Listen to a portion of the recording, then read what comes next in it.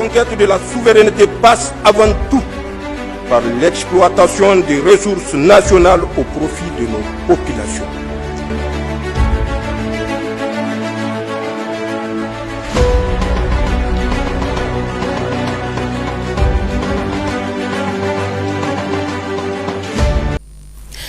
Région de Tombouctou au Mali, des ex-combattants du Front de libération de l'Azawad ont déposé les armes. Ils ont été accueillis avec armes et bagages au niveau de la région militaire N5 avec dignité et respect. Ces désormais ex-combattants se réjouissent de l'accueil et donnent l'assurance qu'ils s'inscrivent dans le processus de paix et de développement du pays et invitent les autres à rejoindre la République. Compte rendu, Tombouctou Idrissa, Goulou Sissoko.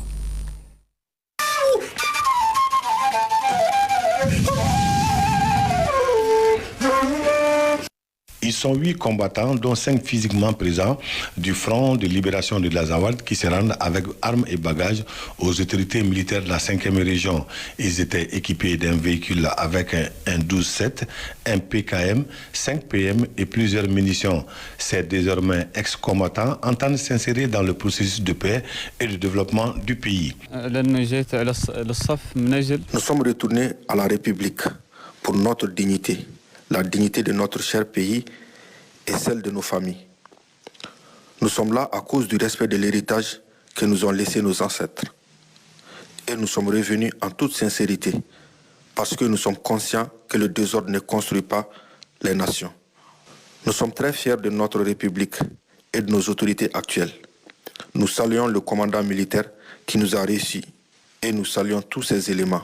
Je termine en disant que nous sommes retournés dans notre République et celui qui n'aime pas ça, qu'il meurt dans sa colère. Mon message à ceux qui restent en dehors des rangs de la République est le suivant.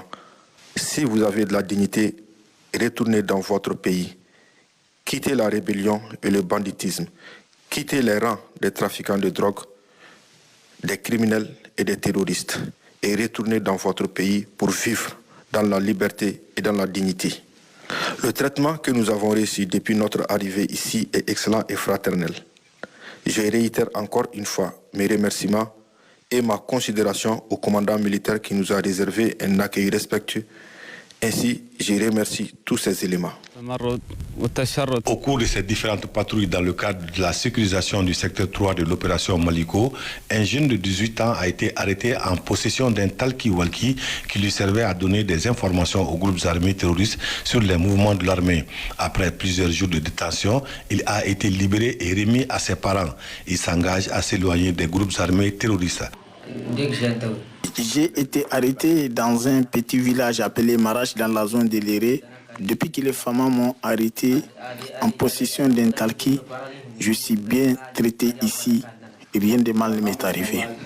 Le message que je lance aux jeunes, c'est de cesser de suivre ces groupes armés terroristes et de revenir vers l'armée, de les aider dans la mission pour instaurer la paix et la stabilité vers un Mali uni et fort. Une autre dame et son père ont été arrêtés en possession d'armes de guerre et de moyens de communication. Les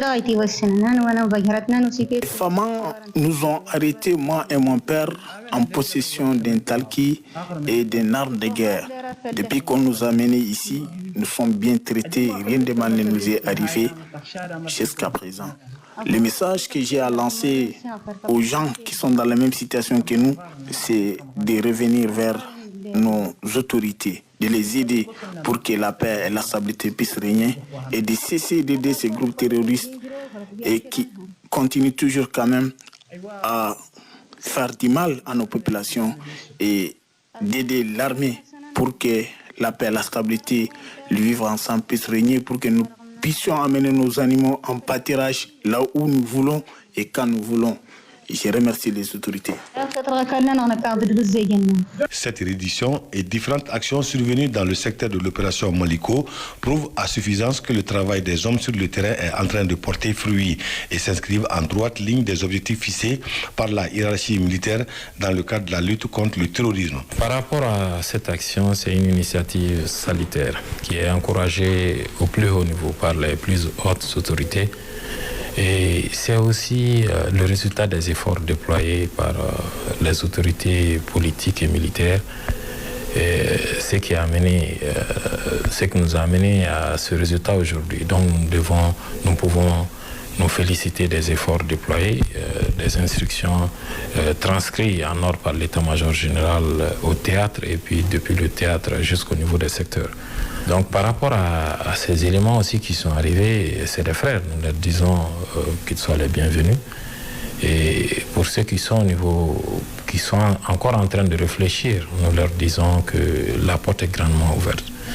Et à notre niveau, au niveau des secteurs, ce que nous pouvons les assurer, nous pouvons garantir leur sécurité, leur trouver un endroit où loger ou manger en attendant les décisions des plus hautes autorités. Pour nous, il est grand temps que tout le monde revienne au bercail et que nous puissions ensemble poursuivre avec le développement socio-économique et culturel de la région de Tombouctou. Ces actions sont une invite aux autres combattants qui désirent rejoindre la République. Au Burkina Faso, Bobo Dioulasso est en plein chantier. Plusieurs infrastructures de développement sont en cours de réalisation dans la cité de Sia. Des actions qui entrent dans le cadre de l'initiative présidentielle pour le désenclavement.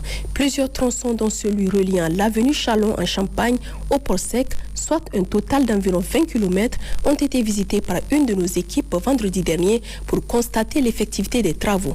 Le film de la tournée a... La conquête de la souveraineté passe avant tout par l'exploitation des ressources nationales au profit de nos populations.